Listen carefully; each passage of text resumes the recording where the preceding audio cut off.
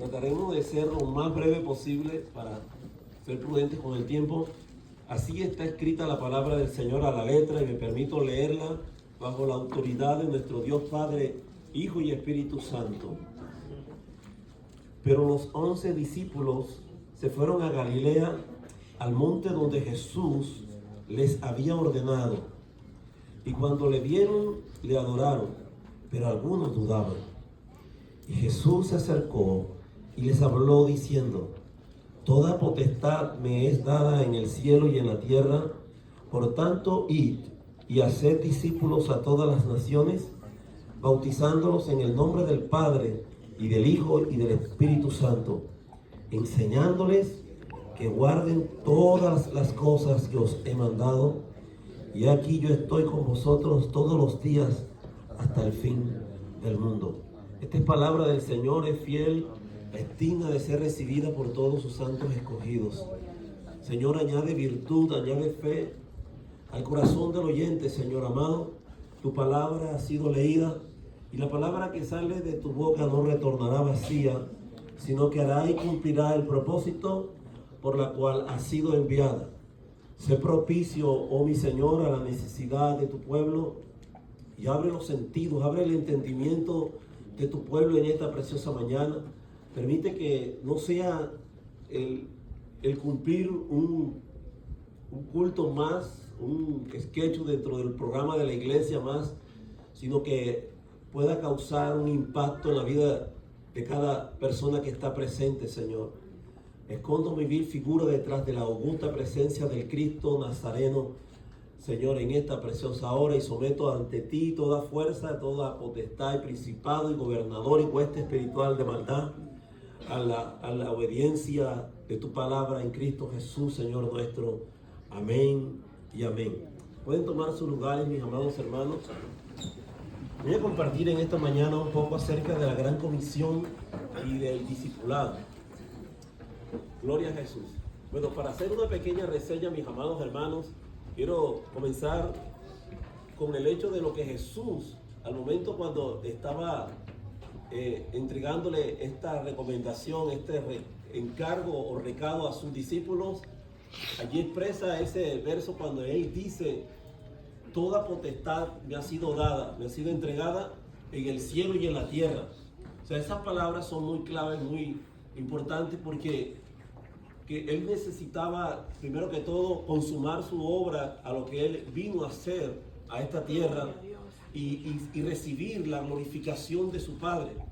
Cuando aún María no sabía de que él no había subido al Padre, estando en la tumba, dijo: mujer, no me toques porque no he subido a mi Padre, vuestro Padre. Ya, pero cuando ya él vuelve y se aparece a sus discípulos, ya eso se lleva a cabo. Entonces, por eso, ese es el hecho como él haber recibido un diplomado, vamos a decirlo así, ya de su señorío, de su autoridad. Y mejor no lo puede explicar Filipenses capítulo 2, cuando él dice que siendo en forma de Dios, no escatimó ser como Dios, como cosa de la que aferrarse, sino que se despojó de sí mismo, tomando condición de siervo, se humilló hasta lo sumo, pero recibió un nombre que es sobre todo nombre, para que todo lo que está en el cielo, en la tierra y aún de debajo de la tierra se sometan a él y reconozcan que él es Jesús, el Señor. Amén. Que toda lengua confiese que Jesucristo es el Señor. Amén. Gloria a Dios. Entonces, estando él ya allí con sus discípulos, había recibido esa potestad, había sido investido, por decirlo, el ungido de Dios el Padre, y ahora está reunido con sus discípulos. Y estando allí reunidos, entonces es cuando les encarga la gran comisión. No estamos hablando de la gran sugerencia, como algunas personas quizás lo puedan malinterpretar, de que como que esto es algo opcional para que el que lo quiera hacer, como que es el sentir de cada quien. Es una orden, es un mandato del Señor para todos los creyentes. Amén. Dicen amén, hermano. Usted no tiene asesión de personas, aquí no hay personas con corona. Todos estamos llamados para llevar y cumplir esta gran misión o la gran comisión. Amén. Entendemos entonces que la gran comisión es una orden que el Señor ha instituido a su iglesia, a su pueblo. Por lo tanto, es algo que tenemos que acatar como parte, como una tarea, amén, para cumplir en la tierra. Bendito sea el Señor. Entonces, estando Jesús allí, en ese gran monte, Él les hace mención de ciertos aspectos de lo que tiene que ver con los requisitos u oficios de la persona que en este caso es su discípulo. Pero quiero que primeramente ustedes abran su entendimiento en lo que quiero decirles. ¿Cuántos de ustedes en algún momento han sido llevados para un entrenamiento, para un curso intensivo de algo, no sé, para estar atendiendo alguna máquina en alguna planta? Alguna vez yo creo que en algún momento de su vida usted fue llevado a un curso intensivo o a un campo de entrenamiento, un training para ocupar un cargo. Una persona, por ejemplo, que se quiere especializar para ser manicurista, para ser parte de cortes de pelo, tuvieron que en algún momento pasar por un curso. ¿Dicen amén? Amén. Los que manejan, en algún momento cuando cometen una infracción los llevan al defensive driving, ¿verdad? Para tener que entrar a un curso intensivo para volver a recuperar la confianza de las autoridades. Y así podemos nosotros decir muchas cosas acerca de eso. Ya todos nosotros en algún momento entonces pasamos por ese tipo de entrenamiento. ¿Por qué pregunto esto? Porque la gran comisión, figúrelo de esa forma. El Señor, por esa misma razón, primeramente eligió a 12. ¿Amén? Estamos hablando de discipulado. Escogió a 12 que eran personas naturales, personas del común y corriente. No tenían nada extraordinario en sí, eran personas con pasiones semejantes a las nuestras, sujetos a todo tipo de debilidad, a todo tipo de fallas como seres humanos, pero a ese tipo de personas las escogió el Señor. Amén, hermanos. Amén. Entonces, ¿qué hizo Jesús? Los preparó. Amén, hermano. Primero los llamó, porque fíjense que la obra de Dios en nuestra vida, que comenzó con Jesús como modelo, fue primeramente haberlos llamado, después los capacitó y después los envió. Eso no se ha alterado a través del tiempo mientras ha peregrinado la iglesia en la tierra. Y el Espíritu Santo de Dios, que es el que ahora está en representación de la Santísima Trinidad, así mismo hace. Él llama, Él capacita y Él envía. Y Jesús durante 3 años se tomó el tiempo para poderles, primeramente, como le dijo, llamarlos. A Pedro cuando estaba lavando las redes, le dijo, ven y sígueme.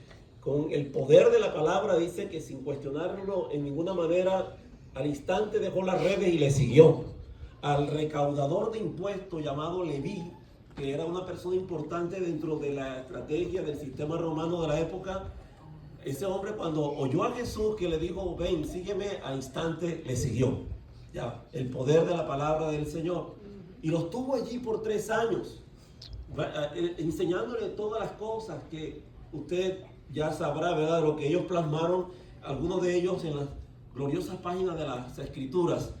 Pero ellos estuvieron allí durante ese periodo de tiempo y, como les decía, eran personas que tenían una serie de situaciones en sus vidas personales, que tenían algunos conflictos ya en la manera personal, pero también en cuanto a lo que tenía que ver con las personas, porque tenían como cierto desdén o repudio hacia otras personas de otras culturas. Eran muy extremadamente radicales en sus creencias y muy nacionalistas.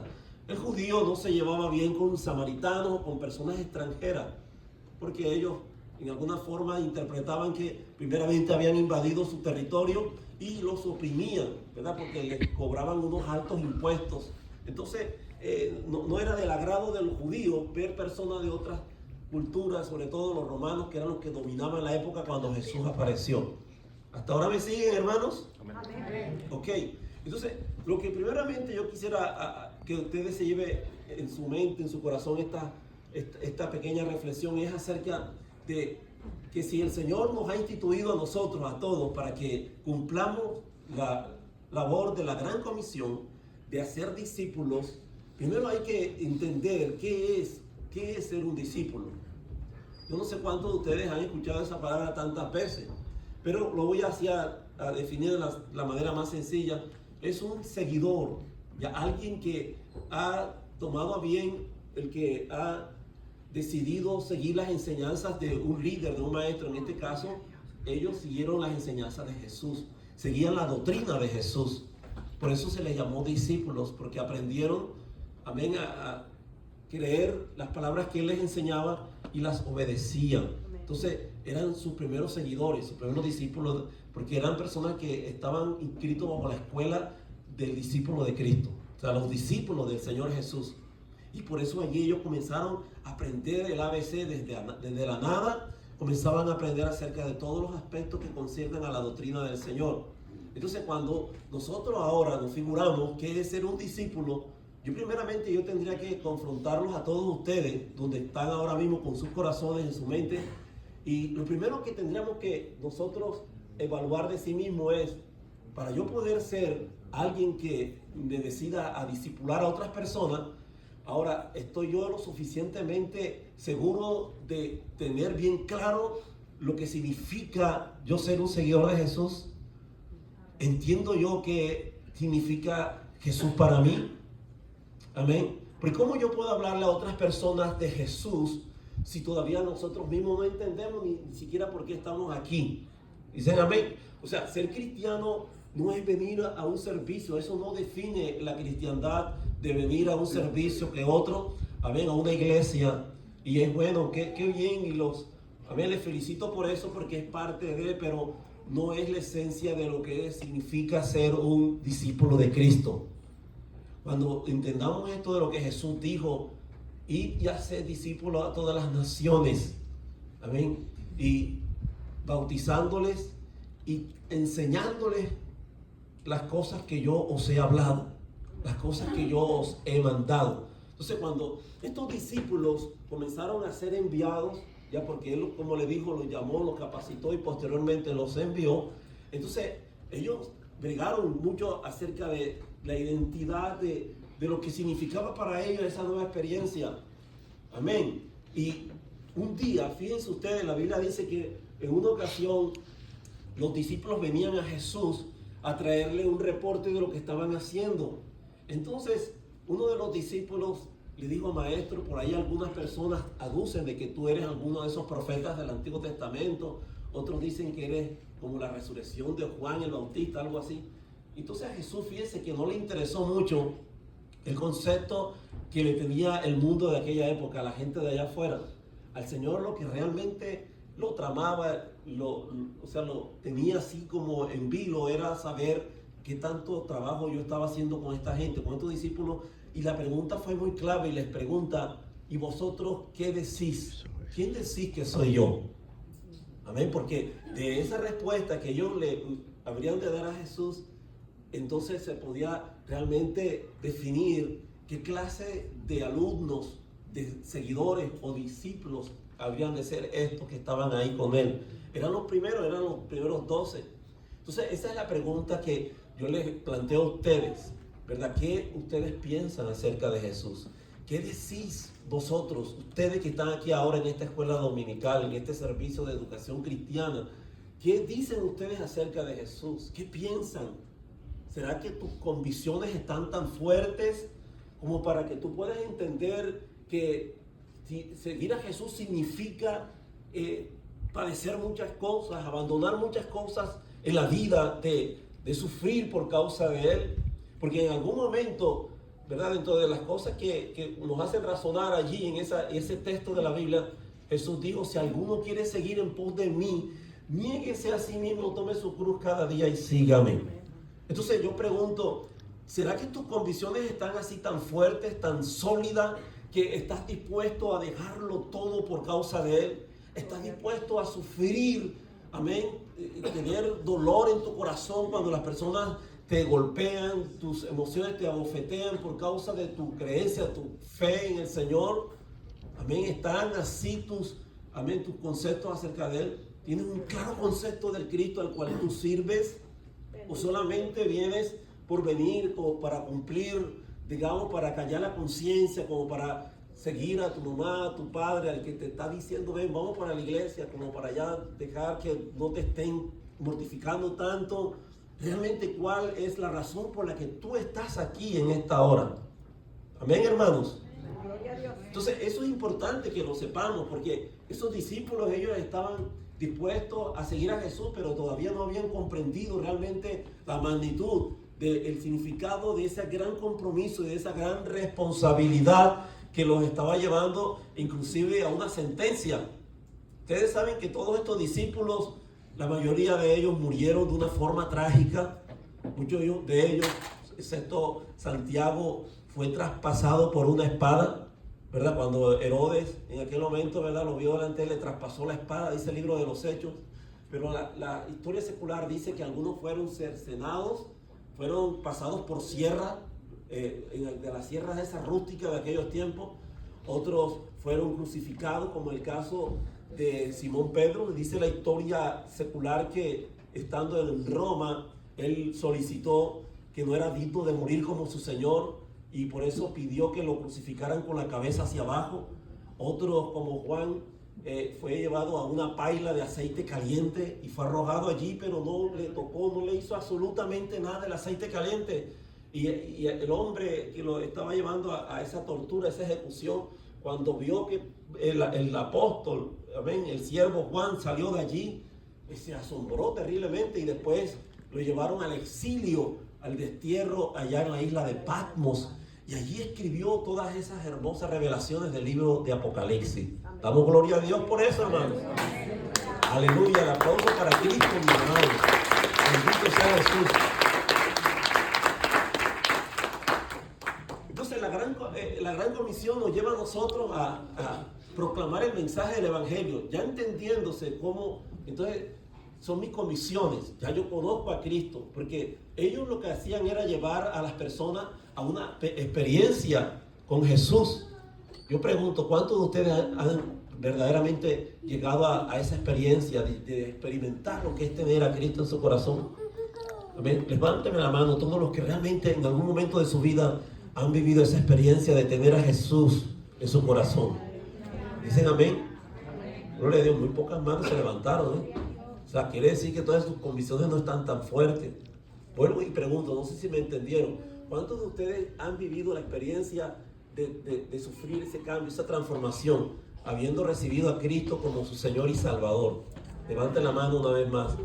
Bueno, de una gran mayoría de la iglesia.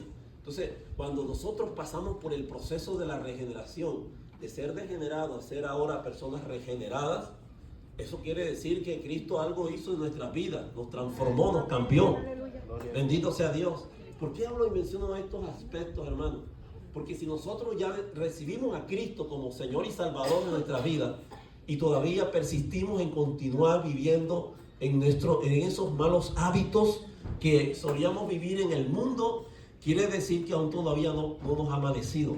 Quiere decir que Jesús todavía no está en el corazón de nosotros. Tenemos que estar divorciados del pecado. Tenemos que, odiar lo que es el pecado. Tenemos que, tener una santificación, ya, porque de eso se trata. Cuando Cristo, que siendo Dios hecho carne, viene al corazón del hombre, nos santifica a través de la palabra. Bendito sea el nombre del Señor. Nos hace nueva criatura. Dice que de modo pues que si alguno está en Cristo, nueva criatura es. Las cosas viejas pasaron, he aquí todas son hechas nuevas. Gloria a Dios. Ya no podemos seguir en los mismos vicios. Ya no podemos, el que era con tendencia al alcoholismo, ya no puede mantenerse viviendo bajo ese tremendo vicio o atadura y pretender venir a la iglesia como si nada pasara, como, creer que chantajeando al Señor, cantando unos cuantos coros y estando aquí regularmente en la iglesia, ya creemos que ya la tenemos hecha y nos ganamos el cielo. No, hermanos, si no hemos pasado por ese proceso de la santificación y de la justificación, no podremos nosotros entender entonces cuál es el rol de la iglesia de ir y hacer discípulos a las naciones. Ahora, estas personas que Jesús llamó tenían ciertas situaciones que no podía comprender dentro de ese paquete del discipulado. Entendiéndose entonces que siendo un seguidor de Cristo, habiendo pasado por la experiencia del cambio, de la transformación, dentro de eso nosotros tenemos que entender que el discipulado involucra muchos aspectos de la vida en el ser humano. Por ejemplo, la parte afectiva. Mateo 36, verso 37, menciona la Biblia de que cuando las multitudes venían a Jesús, dice la Escritura que Jesús tuvo compasión de ellas porque miraba que eran como ovejas sin pastor. que no estaban, digamos, enseñadas, estaban a la deriva, no hallaban qué hacer y eran expuestas al peligro, como suele una oveja pasar. Usted ve cualquier animalito en el bosque se puede defender por sí mismo, pero una oveja, si ve que se le acerca hasta un lobo, ella piensa que el lobo la va a venir a acariciar, que va a estar al lado de ella, que va a estar allí haciéndole compañía, pero no se percata del peligro. El lobo puede abrir las sauces para querer tragársela en pedazos y todavía la ovejita ahí se muestra indefensa. Entonces Jesús miraba del mundo, que eran como ovejas sin pastores, puestas al peligro de tantas cosas que el mundo, amén, les acecha, y por eso tuvo compasión de ella. Esa es la parte afectiva. ¿Qué quiere decir esto? Que nosotros como iglesia, cuando nos involucramos en el discipulado, no podemos ignorar las necesidades que existen en las personas a las que nos acercamos. El mundo está lleno de muchas necesidades. Desde los tiempos antiguos, la Biblia dice que en los tiempos de Naamán había muchos enfermos, muchos leprosos, pero solo el Señor se dignó y sanar a Naamán el sirio. ¿Se da cuenta? En los tiempos del profeta Eliseo había muchas viudas con carentes tremendamente de necesidades, pero a Dios le plació solamente atender la necesidad en la viuda de Sarepta. O sea, Dios escoge, Dios es el que elige realmente a las personas que ha de destinar para vida eterna. Pero el trabajo de la iglesia es ir y hacer discípulos. La palabra que encontramos allí, estamos mirando que es un presente imperativo. Ya Dios nos manda a nosotros para que vayamos a hacer esa labor. Pero hay personas que están ahora mismo, digamos, carentes de esa parte afectiva. Como que no nos preocupamos, los miramos por las calles andando. Dios te los muestra, te los pone en tu camino cada día. Y no podemos ser ajenos a ese dolor, amén, a esas necesidades que hay en las personas. Tenemos que hacer algo, bendito sea Dios, para que el amor del Señor se pueda ver reflejado en nosotros. Amén. Si es que hemos gustado de la gracia del Señor, hermanos. Si realmente nos está manifestando la vida de Jesús, el amor inagotable de Dios, tiene que fluir a través de nuestras palabras, a través de nuestra conducta, de nuestra manera de ser. Dicen amén. Ahora, esa es la parte afectiva. Dentro del discipulado, dentro de lo que encontré en las escrituras, aparece también una parte que es emotiva. Ya cuando dice la Biblia que Jesús estando frente a la tumba, en Juan 11:35, dice la Biblia que Jesús lloró. Mire, nunca he encontrado otro texto más corto en todas las escrituras que ese. Jesús lloró. Amén, hermanos. Eso muestra en él esa parte emocional, esa parte emotiva. Se compungió su corazón cuando vio que frente a la tumba de Lázaro la gente lloraba, las mujeres lloraban, sollozaban y estaban allí en ese momento, amén, arropadas por ese dolor indescriptible de ver a un ser humano allí justo frente a esa tumba. La Biblia dice que Jesús se estremeció, se compungió su corazón, se comprimió por ver el dolor ese.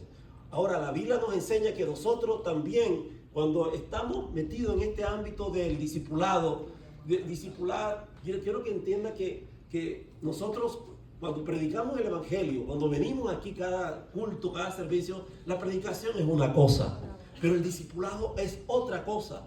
El discipulado no es más que formar el carácter de Jesús en la vida de las personas. Amén. O sea, hay muchas personas que vienen a los cultos, hay gente que tiene hasta 30, 40 años de estar en este lugar, pero quizás no han entendido que, bendito sea Dios, ser un verdadero discípulo es haber dejado formar la vida de Cristo hasta que lleguemos a la estatura y la medida de un varón perfecto. Amén, hermanos. Necesitamos entonces dejar que Jesús se forme en nuestra vida, que la presencia del Señor fluya en nuestros corazones. Gloria al nombre del Señor. Y dice la Escritura que estos discípulos que Jesús tenía con él a su lado, todavía tenían muchas cosas que él necesitaba trabajar en el corazón de ellos, porque había en ellos a veces como una competitividad. O sea, competían el uno al otro por el querer ocupar un lugar más que otro. Eso era la naturaleza de la carne, la naturaleza caída, porque querían destacarse, querían ser como influyentes entre los demás del grupo. Entonces Jesús, notando eso, en un momento dijo que cualquiera que entre vosotros se considere creer o pretender ser mayor, este será vuestro servidor, porque no es así en el reino de mi Padre. Amén, hermanos. ¿Y qué hizo Jesús? Tomó el lebrillo y comenzó a lavarle los pies. Eso es uno de los sacramentos más tremendos de la Biblia, porque Jesús se dedicó a lavar los pies. Entonces llegó Simón Pedro, que era el más impulsivo de entre los apóstoles. Dijo, no, Señor, guárdame de que yo me deje tocar de ti, primero que me deje lavar los pies. Y Jesús le dijo, si tú no te dejases lavar los pies, no podrás participar en mi reino. Entonces Pedro, ¿qué le respondió? No, Señor, si el asunto es así, no solamente estoy entonces dispuesto a que me lave los pies, sino que me laves todo completamente. Entonces Jesús dijo, no es necesario porque ya vosotros habéis sido limpios. Pero el mensaje que él le quería transmitir a esos discípulos, a esos apóstoles, era que la mayor honra que tenemos nosotros como siervos del Señor, como haber heredado el ADN del Señor, es el servir, hermanos. El servir a todas las personas. Porque el Hijo del Hombre, dijo el Señor, el Hijo del Hombre no vino para ser servido, sino para servir. Cualquiera que interpretó mal, que piensa, que cree que, porque mira cómo estoy ahora siendo conocido y tengo no sé cuántas pistas en las redes sociales y todo el mundo me conoce y me mandan like y estoy ganando tremendamente una fama, una popularidad impresionante. Eso no sirve de nada, eso lléveselo al tarro de basura, porque eso no se lo va a llevar para el cielo. Amén. El que pretenda creer ser mejor, hágase como que no sabe nada en este siglo. Dicen amén, gloria a Dios. Entonces llegó una madre de esas que son personas que nada más buscan la manera ocasional para sacar provecho de aventajada, como lo era la madre de los Zebedeos, hermanos, y fue a solicitar a Jesús una petición. Por causa del tiempo no le puedo estar diciendo eso está en la Biblia en tal parte y vaya buscándolo porque el tiempo me gana. Pero quiero decirle, y ustedes sé que conocen esta parte, le fue a solicitar a Jesús esa petición, diciéndoles que tuviese en cuenta a sus hijitos, ¿verdad? A Jacobo, ¿verdad? Llamado Santiago, y a Juan. Mira, cuando tú estés en tu reino, Señor, sienta a mis hijitos, ya que están ellos tan cerca de ti, uno a la derecha y el otro a la izquierda. Eso molestó a los demás discípulos, porque una madre quería sacar ventaja de eso, una petición muy egoísta. Entonces, eso reflejaba de que existía ese tipo de comportamiento entre aquellos seguidores de Jesús. Y por eso Jesús se tomó 3 años, hermano, para llevarlos a una capacitación. Hijos, eso no es la manera, esas no son las reglas del cielo. Eso trabaja diferente, en contravía a cómo se establece el reino de los cielos. No es así. Ya, como cuando, por ejemplo, Jesús decía, si alguien te da una bofetada, ponle la otra. Ya, eso eran leyes que eran contrarias a las que nosotros acostumbrábamos aquí en la tierra a estar viviendo. Alguien a mí me pone el puño, la mano en una mejilla en los tiempos que no conocía a Cristo y usted cree que le pondríamos la otra mejilla, ¿verdad que no? Nos íbamos a una pelea encarnizada ahí el uno al otro, a ver quién ganaba. Pero así era nuestra manera antes de actuar o de reaccionar. Pero Jesús, amén, Él nos está a nosotros implementando un sistema moral diferente a como acostumbrábamos a vivirlo en esta tierra. Entonces esos mismos Juan y Santiago, que eran los que estaban muy cerca de Jesús, estuvieron allá en el monte de los Olivos. ¿Se acuerdan cuando estaba Jesús en el Getsemaní? Estaba orando en sus últimos momentos. Ellos estaban allí muy cerca de Jesús, en el círculo íntimo de Cristo. Pero ellos mismos también estuvieron en el monte de la transfiguración. ¿Se acuerdan? Cuando Jesús estaba con Moisés y Elías, ahí estaba Juan y Santiago y Simón Pedro. Pero en otro momento, la Biblia dice que Jesús iba con Juan y Santiago por una aldea de Samaria. ¿Recuerdan ustedes eso, mis amados hermanos, los asiduos lectores de la Biblia? Y entonces, ¿qué pasó? Que los lugareños de allá de Samaria se burlaban, hacían mofa a lo que estaban ellos hablando y lo que estaban haciendo. Y ellos se indignaron. ¿Y qué hicieron? Bueno, llegaron a Jesús y le dijeron, maestro, ¿por qué no oras para que fuego caiga del cielo y los consuma en vida? Entonces Jesús se los quedó mirando con tristeza, porque era que Juan y Santiago, de acuerdo a la escritura, eran apellidados los Boanerges, y significa esto hijos del trueno. Eran personas intemperantes, eran personas violentas, eran personas así, porque cuando la persona va camina en este mundo, así nos encuentra el Señor, ¿verdad? Como malhumorado, como odioso, como persona como que no me mire, no me toque, ¿verdad? Todavía en algunos aspectos han quedado residuos. Hay gente que entre nosotros muchas veces todavía no ha dejado, no ha superado de que a veces somos como groseros, ¿verdad? No nos da la gana de saludar a una persona y parece, fingen como que no nos miraron, pero ellos saben, la conciencia misma le está diciendo: ¿por qué eres tan orgulloso? ¿Por qué no te acercas? ¿Qué te cuesta acercarte a la hermana, al hermanito y saludarla? Dios te bendiga, hermano, me da gusto de verte, de saludarte. Pero a veces nos gana, ¿verdad?, el orgullo, la soberbia. Todas esas cositas por allí tienen que dejar que el Espíritu Santo de Dios las trabaje en nuestra vida, ¿verdad? Porque cuando tú vas al mundo y cuando tú comienzas a querer, pretender mencionar a Cristo a la gente, las personas primeramente van a, sobre todo, ojo con lo que les voy a decir, pero no hay mejores personas, testigos oculares, que van a dar una claridad de tu verdadera personalidad como cristiano que los que viven en tu casa. No, como que tú te comportes grosero con aquel que es inconverso, el esposo impío, y que tú vienes a la iglesia, que vienes casi levitando, llegando a la casa, ¿verdad? Y finge como que, qué tremendo culto, y la persona te habla y contestas ásperamente, groseramente. Esas personas en su corazón dirán: ¿y esto por qué van a una iglesia si todo el tiempo es lo mismo? ¿Entiendes? No le veo cambio, no le veo transformación. Entonces, eso era lo que pasaba cuando Jesús comenzaba a tratar con esa gente, con esos discípulos, los hijos del trueno, los Boanerges. Manda fuego, Señor, porque no estamos dispuestos a soportar que la gente te comience a golpear con palabras. Dice Proverbio que hay palabras que al hombre le son como golpes de espada, ¿verdad? Te comienzan a poner en tela de juicio tu manera de ser. Hermanos amados, para que podamos nosotros ganar al mundo para Cristo, comience primeramente, amén, entendiendo qué obra ha hecho Jesús en mí. ¿Por qué no nos ha resultado? Decía un ministro que escuchaba yo en las redes sociales: wow, hemos hecho todas las estrategias posibles, él hablando de su congregación. ¿Por qué no hemos pasado de esa cantidad de gente? ¿Qué no estamos haciendo bien? ¿Verdad? Hemos hecho todas las estrategias, en conciertos, hemos traído personas en plenarias, en congresos, en seminarios, en talleres, en esto, lo otro, pero ¿qué no estamos haciendo bien? Yo pienso que esos aspectos pequeños de los cuales les menciono, que la gente necesita primero dejarse liberar, ¿verdad? Que Dios suelte esas ligaduras de impiedad que han quedado allí en nuestros corazones. Venimos a Cristo, pero parece ser que no hemos dejado que Dios produzca una liberación en nuestra vida. Amén. Ojo con eso. La parte social, dice la Escritura en Marcos capítulo 14:3, que Jesús visitó a un hombre llamado Simón el leproso, ¿verdad? Y también habla del caso de lo que sucedió en Betania, el capítulo 12, cuando Jesús estaba en casa de Lázaro, de Marta y María. Quiere decir que él se integraba con las personas, él socializaba, él se integraba, las bodas de Caná de Galilea muestra de que el Señor le interesaba el bienestar de las personas, interactuaba con la gente, se mostraba amigo de todos. Yo creo que las personas, los religiosos de la época eran los únicos que no miraban con buenos ojos a Jesús, pero los demás se los podían ganar.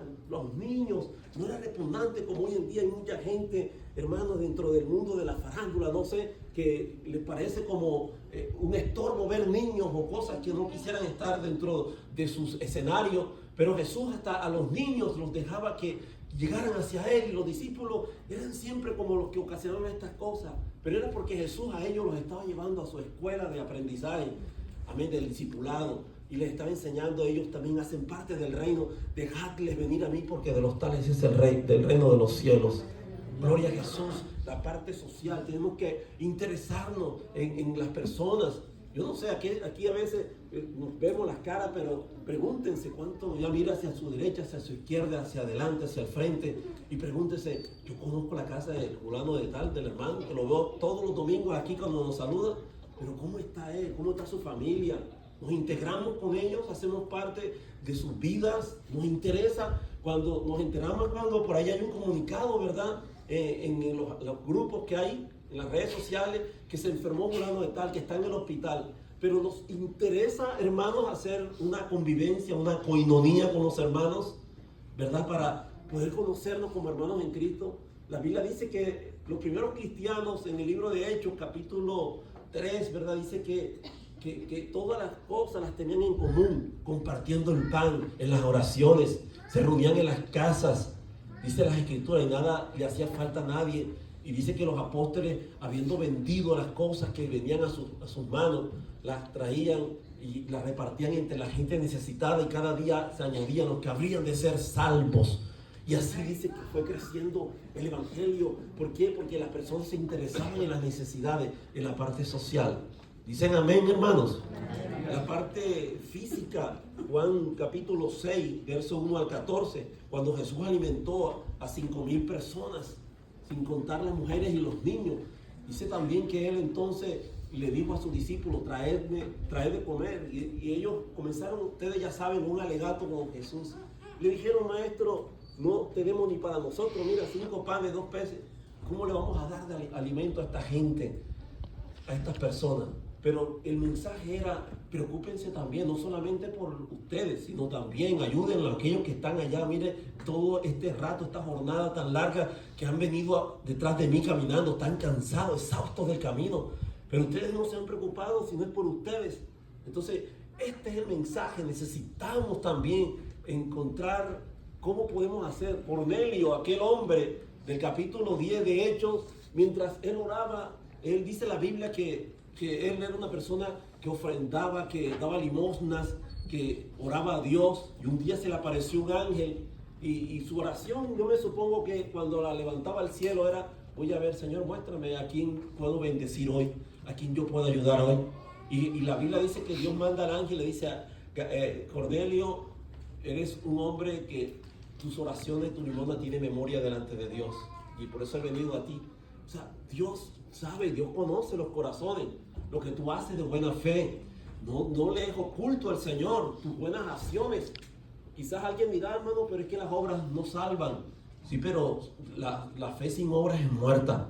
Amén, hermano. Entonces las dos cosas pueden funcionar y pueden ser mucho mejor. Bendito sea Dios. La parte espiritual de Juan 14:1, que es la parte complementaria, y es que yo creo que es la parte donde más nos ocupamos nosotros.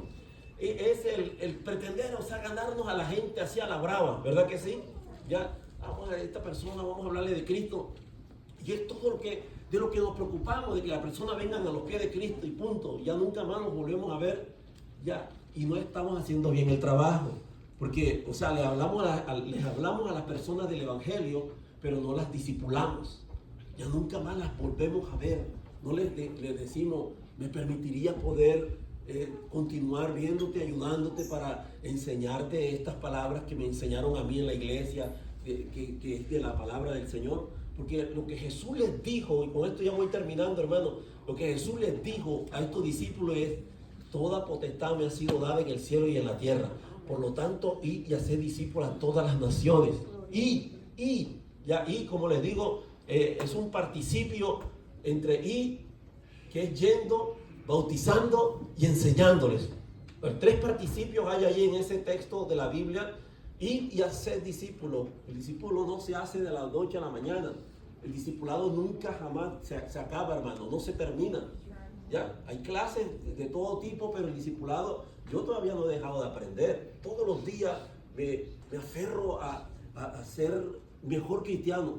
¿Ya? Y cada día me estoy yendo al Calvario. Señor, perdóname si en algo te he ofendido, porque el que diga que no peca hace a Dios mentiroso. En pensamiento estamos fallándole a Dios, con palabras a veces ofendemos y estamos murmurando de una persona, y con eso le estamos fallando a Dios, con hechos, hermano, con nuestras malas actitudes. Entonces todos los días me voy al Calvario, Señor, y crucifico esta carne. Bendito sea Dios. ¿Lo hacen ustedes? ¿Cuántos hacen eso todos los días, ir al Calvario? Ya crucificado justamente estoy con Cristo Jesús, y ya no vivo yo, más Cristo vive en mí. Ahora ya no hago lo que yo quiero, sino lo que Cristo quiere que yo haga. Amén. Entonces Jesús les dijo, id y haced discípulos a todas las naciones, ya bautizándoles en el nombre del Padre, del Hijo y del Espíritu Santo. Por ahí hay un grupo de una secta denominacional evangélica que habla de la fórmula del bautismo en el solo nombre, pero aquí es claro, la Biblia menciona que es en el nombre del Padre, del Hijo y del Espíritu Santo. Bendito sea el Señor. Y dice, y enseñándoles. O sea, ¿qué es lo que estaba diciendo el Señor con esto? O sea, ya cuando les manda, cuando los comisiona, los envía, no los tiene como neófitos. No es como, Señor, ¿y qué le voy a hablar ahora a esta gente? Sino que Él se encargó primero, duró 3 años para prepararlos, capacitarlos, y después los manda, los envía. Entonces, hermanos, el trabajo es ese, es el de formar gente. Porque a veces hay personas que no nos siguen en la misma línea, amén, porque hay gente como que les cuesta mucho el entender lo importante que es la palabra del Señor. Iglesia, amén, Manuel, ustedes deberían de conocer el valor, la importancia de lo que es aprender cada día la Escritura. Yo le decía a unos hermanos el otro día, amén, a estas alturas, hermanos, por la gracia de Dios, yo llevo 6 ocasiones que me estoy escuchando la Biblia en audio. Ya voy por la 6ª ocasión, voy camino a entrar al libro de los Salmos. 6 ocasiones, yo ya perdí la cuenta cuántas las veces que la he leído por escrito, pero en audio, mientras estoy haciendo algo, estoy leyendo, estoy escuchando las Escrituras, escuchando la palabra, porque dice la fe viene por el oír y el oír la palabra. Amén, enseñándole. ¿Cómo yo puedo enseñar a otros lo que yo mismo no estoy experimentando, lo que no vivo en mi corazón? Jesús les enseñaba a ellos todos los días, le hablaba de angelología, ya que en el reino de los cielos no serán sino como los ángeles de mi Padre, y comenzaba a hablar algo de los aspectos de los ángeles, les enseñó demoniología. Estos espíritus no salen sino con ayuno de oración, porque el espíritu inmundo anda por lugares secos y vacíos, buscando allá reposo y tal. Y hablaba de demoniología, le hablaba escatología, ¿verdad? Porque en los tiempos postreros, dice, antes de la venida del Hijo del Hombre, vendrá esto y esto y esto. Les enseñaba todos los aspectos de la doctrina, ¿amén? Que significa enseñanza. Entonces, ya ellos, cuando ya les comisiona Jesús, ya ellos no iban como que, ¿y ahora qué hago? Sino que ya estaban certificados. Ya a ustedes ahora les faltaba solo la investidura, ¿verdad? Del aposento alto, pero ya ellos tenían el conocimiento de la palabra del Señor. Todos los días. Eso era lo que ellos hacían, hermanos queridos. Iglesia, lo que hacía la iglesia en los tiempos primitivos de la iglesia era oír solamente palabra, escuchar palabra. Mire, ni siquiera cuando se trataba de llevar a cabo momentos de adoración al Señor, no había ni música. O sea, hoy en día, bendito sea Dios, que hay hasta grupos de música y todo lo demás, pero la adoración hoy el estereotipo de la iglesia hoy en día para la adoración no es adoración si no hay música, ya. Pero la adoración para los judíos en aquellos tiempos, que era hacer sus sacrificios a Dios y postrarse de una forma tal que cuando ellos se inclinaban al Señor, esto era lo que ellos hacían.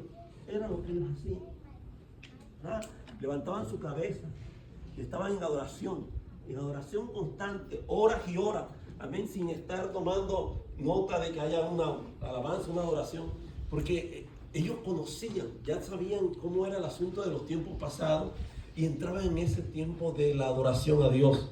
Entonces, la iglesia de hoy, muchas veces parece que nos hemos como condicionado a ciertos ingredientes, elementos que se mueven ya por producto de un formato que se ha establecido, no sé, de alguna manera, pero no es que sea malo, no es nocivo, sino que el asunto de la relación personal con Dios no está limitado simplemente al hecho de que estamos hoy haciendo parte de un servicio, sino que lo podemos hacer donde quiera que estemos, hermano. Vamos a adorar al Señor en el carro, en el trabajo. Tenemos una relación personal con el Señor, pero cuando tú le hables a otras personas, comparte esa vivencia, esa experiencia personal. Transmítele a la gente lo que pasó en tu vida. Pablo el apóstol decía, las cosas que os aprendí, esas mismas os enseño. Pablo no se salió de los lineamientos de lo que él había aprendido, la doctrina de los apóstoles, y la continuó. Y dijo un día, ser imitadores de mí. Jamás yo he escuchado a una persona que pueda llegar a atreverse a decir, imítame a mí, como yo soy un imitador de Cristo. Para que tú llegues a ese nivel espiritual, tienes que de verdad pasar un proceso impresionante de cambio, de que tú sueltes todo y seas una persona tan abnegada a lo que estás haciendo, para que la gente, el mundo sepa verdaderamente en él vive el Hijo de Dios. Este es un siervo del Señor, una sierva de Jesucristo. Yo quiero que ustedes despierten esa viva pasión por Jesús. Amén, la gran comisión. No la dejes a un lado. No cuestiones el hecho cuando alguien tiene el intento de querer hacer algo para su Señor. Yo bendigo la vida del hermano Víctor, dicho sea de paso, porque él hace lo mejor para su vida, pero créanme que él tiene ya un premio ya ganado, su recompensa que le espera. Hermanos, estando allí solo, yo le he ido a acompañar unas cuantas ocasiones. Yo quisiera estar en todas las ocasiones que se presta, pero él se está ganando un galardón muy grande. La gente pasa los carros, algunos dirán, ¿verdad? Estos locos que hacen allí, mira cómo pierden el tiempo, tan fuerte que está el sol, se van a deshidratar, van a hacer esto, pero él está agradando al Señor. Amén. Lo está haciendo para Jesús. Bendito sea Dios, y eso tiene recompensa. Nada ha de quedarse sin recompensa en el reino de los cielos. Cada alma que tú te ganes para el Señor, eso tiene un peso de gloria. Dios te lo va a recompensar al 100%. Yo quiero dejar estos cortos minutos, hermanos, bendito sea Dios, para hacer una oración final. Gloria a Dios, porque hay mucho que decir, pero quiero respetar el tiempo como está allí señalado. Y vamos a inclinar nuestros rostros, vamos a bendecir al Señor en esta hora. Vamos a darle gracias al Señor. Amén. Gloria a Jesús. Yo siempre me he definido como un siervo inútil. Yo soy un siervo inútil y servidor de ustedes. ¿Sabe por qué? Es el mejor título que pudiera una persona recibir de sí mismo. Porque Jesús dijo, siervo inútiles somos porque lo que nos ha mandado a hacer, eso es lo que estamos haciendo. O sea, ¿qué de extraordinario hay? Que estamos haciendo algo diferente a lo que Jesús nos mandó a hacer. Soy siervo inútil del Señor. Pero yo te pregunto, ¿alcanzarás por lo menos a llegar a ser siervo inútil? Jesús lo dijo. Bendito sea Dios. Estamos en las manos de Jesús.